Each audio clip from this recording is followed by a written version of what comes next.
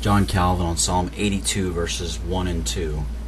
God standeth in the congregation of the mighty, he judgeth among the gods. How long will ye judge unjustly, and accept the persons of the wicked? Selah.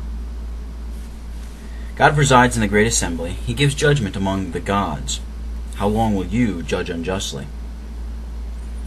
It is unquestionably a very unbecoming thing for those whom God has been pleased to invest with the government of making for the common good, not to acknowledge the end for which they have been placed in so elevated a station, but instead of doing this, condemning every principle of equity to rule just as their own unbridled passions dictate.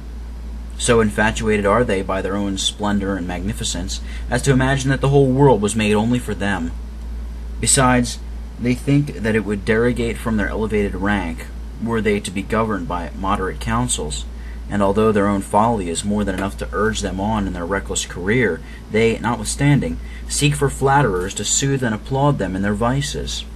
To correct this arrogance, the psalm opens by asserting that although men occupy thrones and judgment seats, God nevertheless continues to hold the office of supreme ruler. God has made even a heathen and licentious poet bear testimony to this truth in the following lines, quote, "Kings rule their subject flocks, great Jove, o'er kings themselves his reign extends, who hurled the rebel giants from above, at whose majestic nod all nature bends," unquote. Horati, Carmen, Liber 3, Ode 1, from Boscawen's translation. That the potentates of this world may not arrogate to themselves more than belongs to them, the prophet here erects a throne for God, from which he judges them all, and represses their pride, a thing which is highly necessary.